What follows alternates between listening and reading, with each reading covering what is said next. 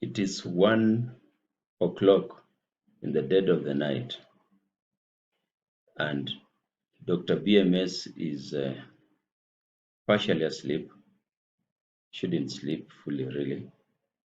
And his calm is interrupted by the ringing of the phone. And this time we have a caller at the other side. Hello, is that Fountain of Hope? Yes. Uh, are you open? I want to bring my son to your center. Are you a rehabilitation center? Yes. I would like to bring my son right now. Are you open? Yes, we open 24 hours. So bring your son, take this road, turn this direction. This is our destination. Let me send you a pin on WhatsApp to guide you up to our center. And voila, a patient comes in the night. And when they arrive, the family is animated. They are unhappy.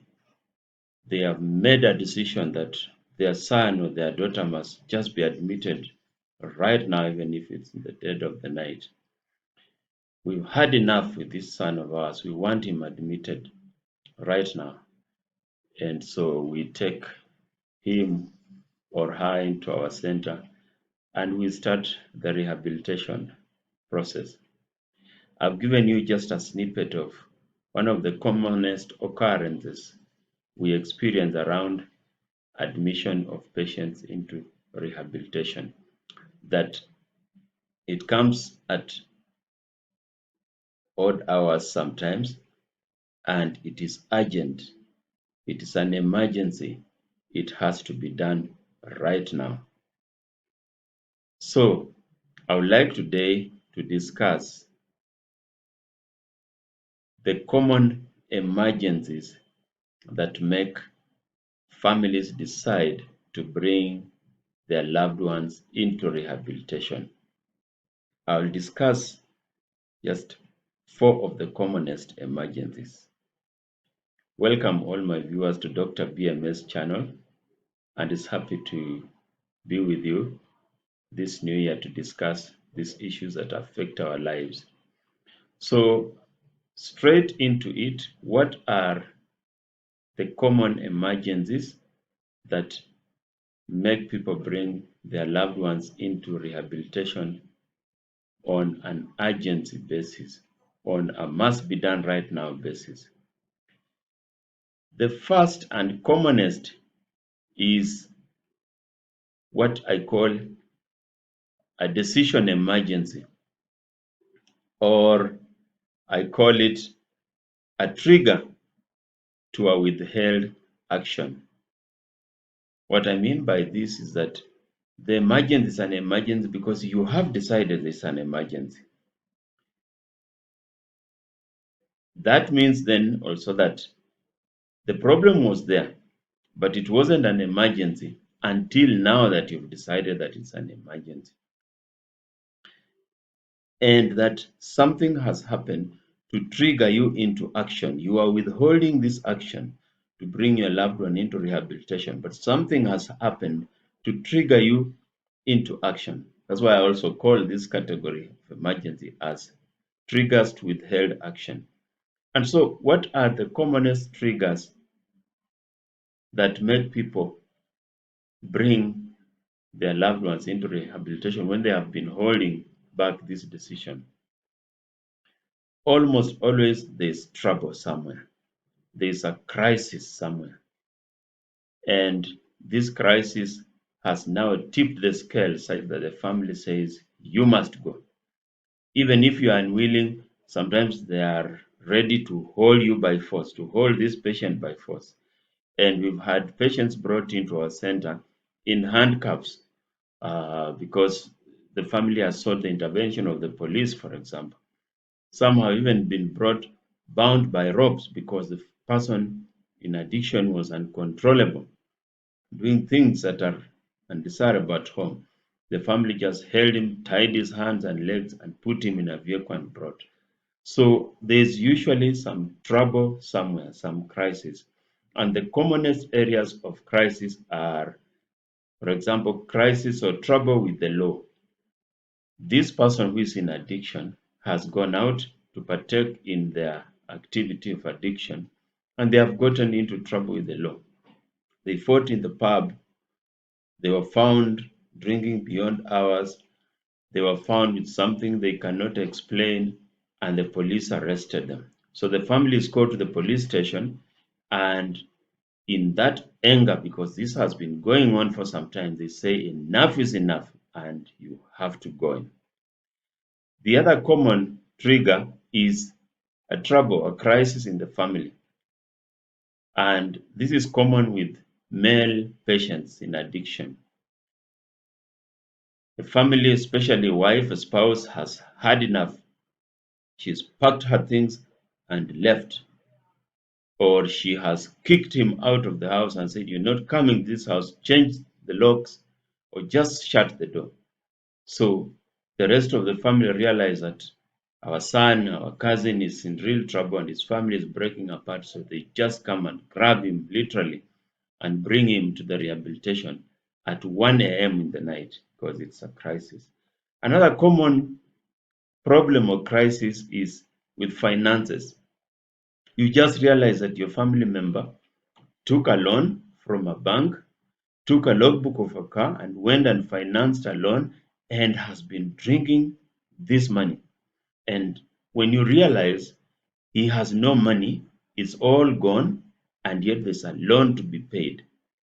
Or he took a family asset, she took a family asset and sold it behind your backs, mortgaged it, under salary, and the whole salary, he disappeared from home for 3 4 days, and when he came back or when you are called to pick him or her from the pub, they had no money and no explanation, yet they had been paid. So that financial crisis compels the family to say, we must act now. Another common one is at school, the workplace, at the Fountain of Hope Treatment Center, we receive calls from parents, distress calls. My son has been sent out of school. I've been called by the school teacher, the school principal. Come and pick your son right now and treat him before you bring him back. We will not admit him back in the school if he has not been treated. Or some have been expelled outright because of some misdemeanor, misbehavior in school arising from using of drugs of addiction, commonly cannabis for the youngsters in schools, secondary schools and colleges. And so the family, the parents call and it is urgent and it has to come. We know this is a trigger. This is a decision that had been withheld. They were hoping things will change, but they didn't. And now something critical has happened and they have to come. Sometimes it's because of an accident. A child in a home has taken a family car without permission, of course, gone out with friends to drink, and has had an accident. And the parents are being called, come to this hospital, come to this police station. When they go there, it is their son, it's their daughter, it's their family member. There's been an accident, some people have been injured, sometimes even deaths have occurred. And when they see this, they just go crazy and they say, like, this has to stop. We have to act. They take this person, especially if they've not been severely injured, or maybe it's just a vehicle that has been damaged, and they take him from the police station straight to Fountain of Hope Rehabilitation Center. So those are emergencies that make people come to hospital, and this group of emergencies are triggers for withheld action. You knew there was something that was amiss. Your son, your daughter was not behaving well. They are abusing drugs. You even probably had caught them or you got credible reports that they are abusing drugs. But you are hoping for the best. You are holding action, praying, thinking things will change, talking to them, applying other measures until now you've reached a point where you feel you have to come into rehabilitation. Sometimes we talk about families that postpone action when the action stage has been reached. And in a previous video where I talked about the journey of addiction and addiction rehabilitation, I talked about faith with action, practicing faith with action, or practicing faith without action. When families practice faith with action, it means that when they see something is wrong, they pray, they believe it will change, but they take appropriate action to have that change occur. And if it means that their loved one has to go into treatment, including addiction rehabilitation, so be it, they do it. But some families practice faith without action. Someone is going down the drain, things are getting worse with abuse of alcohol and drugs, and you are just praying, you are hoping, you are wishing, why don't you just change? Oh, you have caused trouble. Please don't you just realize? And it doesn't change. When one family member seems to move into the action stage, another family member comes and teams up with the addicts and say, no, you can't force him into rehabilitation. You are being unfair. Oh, give him a chance. Now, such kind of dysfunction within the family causes what we call the faith without action. So back to our story. The second category of emergencies that make people come into rehabilitation in a precipitate way is when this person in addiction has gotten into an episode of acute intoxication. This means this person who is abusing drugs, alcohol, went out to partake in their habit and they took a bit too much. They drank too much alcohol or they took too much of cannabis. They injected too much of their drug, and you are called or you are alerted to this situation when they have collapsed, they have blacked out, or they are suffering what is called poisoning. For us, poisoning in drug addiction and rehabilitation does not mean that there's something injurious that was put into the alcohol. Someone did not put a poison in the alcohol for you to drink like they wanted to kill you. Poisoning in this case means that you took too much until it has become injurious to your organs. Because remember, most of these drugs, when taken too much, they are poisonous. They can cause ill effects. So acute intoxication, where someone has blacked out or they are exhibiting signs of poisoning, they are vomiting, they are unconscious, they are unable to breathe well, they seem to be hovering between life and death, they are unresponsive. Sometimes when that happens, the family panics. They have been called, your son has collapsed in a certain bar. So they go there and they find him slumped on the floor. They try to call his name. He can't respond. They try to lift him up. The body is limp. He's vomiting, looking like he's lifeless. They panic. So they take a taxi or vehicle and they run to Fountain of Hope. The second emergency, intoxication. A third emergency that we see commonly is when patients in addiction experience dangerous withdrawal symptoms. In a previous video, again, I talked about withdrawal symptoms, where this means that you've been used to taking alcohol or your drug of addiction such that your body now cannot function without it. If you withdraw or deny your body suddenly, then it suffers a problem.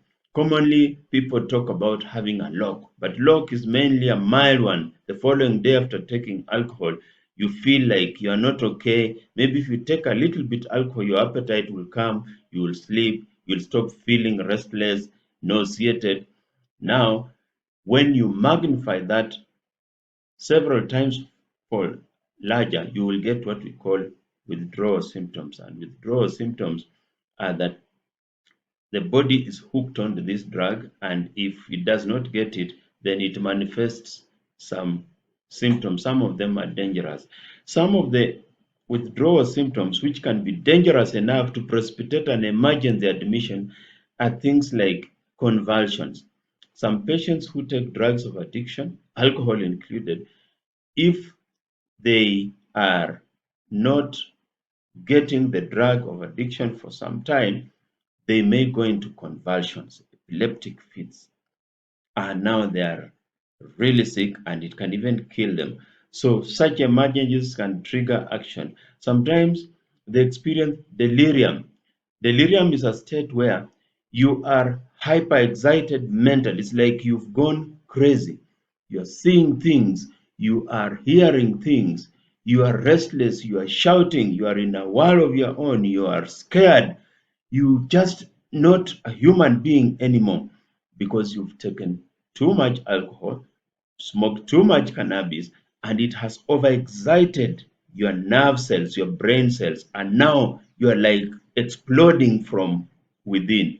That's a state of delirium. So when family members see one of their own expressing or exhibiting these dangerous or unusual signs, in that panic, they say, have to head into hospital. So they will come to a rehabilitation center or a hospital and eventually be brought into a rehabilitation center.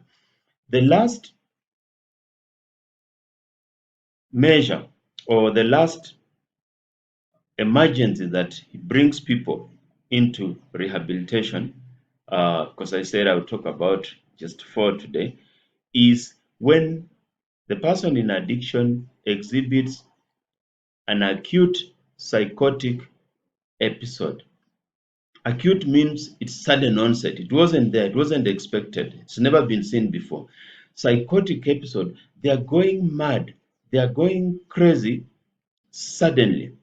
And this is a bit related to what I've just talked about, the delirium, but delirium is usually in the aftermath of taking a drink or a substance of addiction and you are experiencing withdrawal symptoms or something like that.